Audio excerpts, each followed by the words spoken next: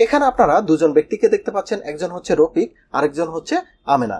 তারা দুজনেই স্বামী স্ত্রী, কিন্তু বর্তমানে তাদের মধ্যকার সম্পর্ক খুব একটা ভালো নেই। সে কারণে রফিক চাচ্ছে যে আমেনাকে সে তালাক দিবে। এক ক্ষেত্রে সে কিন্তু আমেনাকে তালাকের ঘোষণা দিয়ে দিল, কিন্তু তালাকের ঘোষণা দিলেই যে তালাক কার্যকর হয় না সেটি তো আপনারা অনেকেই জানেন। তো সেক্ষেত্রে রফিককে আরো কিছু লিগ্যাল প্রসিডিউর করতে হবে। তো কোন প্রসিডিউরে রফিককে এই তালাকের যাবতীয় কার্যক্রমটি করতে হবে সে ব্যাপারে আপনারা বিস্তারিত দেখতে পারবেন। এরপরে রফিককে যে কাজটি করতে হবে, তাকে একজন বিজ্ঞ আইনজীবী বা কাজীর কাছে যেতে হবে। সেখানে গিয়ে তাকে বলতে হবে, আমি আমার স্ত্রী আমেনাকে তালাক দিতে চাচ্ছি, এখন আপনারা যে লিগ্যাল প্রসিডিউর আছে সেটি করেন। তো সেক্ষেত্রে বিজ্ঞ আইনজীবী বা কাজী সাহেব যে কাজটি করবে, উক্ত তালাক সংক্রান্ত একটি নির্ধারিত ফর্ম আছে যেটিকে আমরা সাত ধারায় নোটিশের কপি বলে থাকি। উক্ত নোটিশের ফর্মটি যথাযথভাবে ফিল আপ করবে। ফিল আপ করে উক্ত নোটিশের একটি কপি আমেনা বরাবর রেজিস্টার ডাকযোগে পাঠাবে এবং আরেকটি নোটিশের কপি আমেনা যেখানে বর্তমানে বসবাস করে সেখানকার পরিষদের অফিসে পাঠাবে। সেক্ষেত্রে আমেনা যদি ইউনিয়ন এরিয়ার মধ্যে হয়ে থাকে সেক্ষেত্রে উক্ত ইউনিয়ন পরিষদের যে চেয়ারম্যান আছে সেই চেয়ারম্যান বরাবর আরেকটি নোটিশের কপি পাঠাবে। আর যদি আমেনা সিটি কর্পোরেশন এরিয়ার মধ্যে হয়ে থাকে সেক্ষেত্রে সিটি কর্পোরেশনের মেয়র বরাবর পাঠাবে। তো এক্ষেত্রে তাহলে রফিকের যে আইনজীবী বা কাজী তাকে কিন্তু দুটো কাজ করতে হচ্ছে। একটি হচ্ছে এই লিখিত নোটিশের কপি আমেনা বরাবর পাঠাবে, আরেকটি কপি কর্পোরেশন বরাবর পাঠাবে। তো এটি হচ্ছে রফিকের যে কাজী সাহেব তার কাজ। এক্ষেত্রে কিন্তু কাজী সাহেবের আর কোনো কাজ নেই। এর পরবর্তীতে দ্বিতীয় স্টেপে কাজ শুরু করবে এই কর্পোরেশন।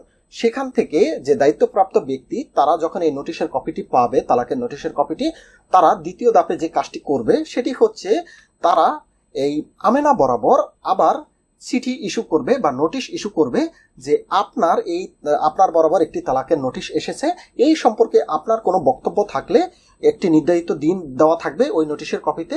উক্ত দিন আপনি এসে সশরীরে এসে বা বিজ্ঞ আইনজীবীর মাধ্যমে এসে আপনি আপনার বক্তব্য প্রদান করেন। তো এটি হচ্ছে প্রথম একটি নোটিশের কপি পাঠাবে। তাহলে দেখুন আমেনা কিন্তু দুটো স্থান থেকে নোটিশ পেল, একটি পেল কাজী অফিস থেকে, আরেকটি পেল সিটি কর্পোরেশন অফিস থেকে। তাহলে সিটি কর্পোরেশন যখন প্রথম নোটিশটি বা অন্য যে কোনো কর্পোরেশন প্রথম নোটিশটি পাঠাবে, তার 30 দিন পরে কিন্তু আবার দ্বিতীয় আরেকটি নোটিশ আবার আমেনার বরাবর পাঠাবে। তো দ্বিতীয় নোটিশেও সেম একই বক্তব্য থাকবে যে আপনার যদি এই তালাক সম্পর্কে কোনো বক্তব্য থাকে আপনি এসে সেই সম্পর্কে বক্তব্য দেন। এরকম ভাবে 3টি নোটিশের কপি কিন্তু কর্পোরেশন থেকে আমেনা বরাবর পাঠাবে। আমরা অনেকেই কিন্তু অনেক ক্ষেত্রে বলি যে 3টি নোটিশ কে পাঠাবে, এটি পাঠাবে কিন্তু কর্পোরেশন, অর্থাৎ এটি সিটি কর্পোরেশন পাঠাতে পারে বা ইউনিয়ন পরিষদ পাঠাতে পারে, যারা দায়িত্বপ্রাপ্ত ব্যক্তি তারা পাঠাবে। এটি কিন্তু কাজী সাহেব কিন্তু একবারই পাঠাবে আমেনা বরাবর, তার আর কোনো কাজ নেই। আর কর্পোরেশন থেকে 3টি নোটিশের কপি পাঠাবে। এখন প্রশ্ন হচ্ছে এই নোটিশের কপি পাঠানোর পরে যদি আমেনার কোনো বক্তব্য থাকে সেক্ষেত্রে আমেনা কিন্তু যে উক্ত কর্পোরেশনে কিন্তু তার বক্তব্য প্রদান করবে। এক্ষেত্রে দেখা যাচ্ছে যে অনেক ক্ষেত্রেই আমেনা গর্ভবতী থাকতে পারে, সেক্ষেত্রে সে তার যথাযথ কাগজপত্র উত্থাপনের মাধ্যমে এই ডিভোর্সটি স্থগিত করতে পারবে।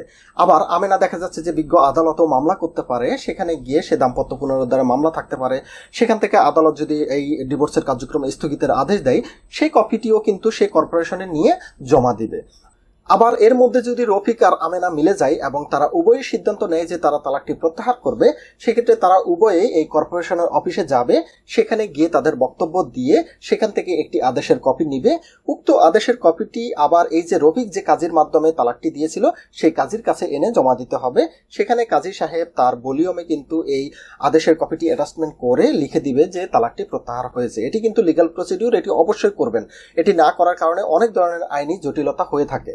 তো ধরে নিলাম যে রফিক যে তালাকটি পাঠালো আমেনা বরাবর, আমেনার পক্ষ থেকে কোনো স্টেপ নেওয়া হয়নি। সেক্ষেত্রে কিন্তু রফিক 100 দিন পরে, অর্থাৎ যেদিন রফিক কাজী সাহেবের মাধ্যমে নোটিশটি ইস্যু করলো সেদিন থেকে 100 দিন পরে কিন্তু কাজী সাহেবের কাছ থেকে তালাকের সনদটি এই রফিক নিয়ে নিতে পারবে, যেটিকে আমরা তালাক সার্টিফিকেট বলে থাকি। তাহলে এটি হচ্ছে মূল প্রসিডিওর। এখানে বেশ কিছু ধাপে কার্যক্রম হয়ে থাকে। তো এই হচ্ছে তালাকের A to Z প্রক্রিয়া। এই প্রক্রিয়া সম্পর্কে যদি আপনাদের কোনো প্রশ্ন থাকে সেক্ষেত্রে অবশ্যই আপনারা আমাকে প্রশ্নটি করবেন, আমি অবশ্যই উত্তর দেওয়ার চেষ্টা করব। ভিডিও দেখার জন্য সবাইকে ধন্যবাদ। আল্লাহ হাফেজ।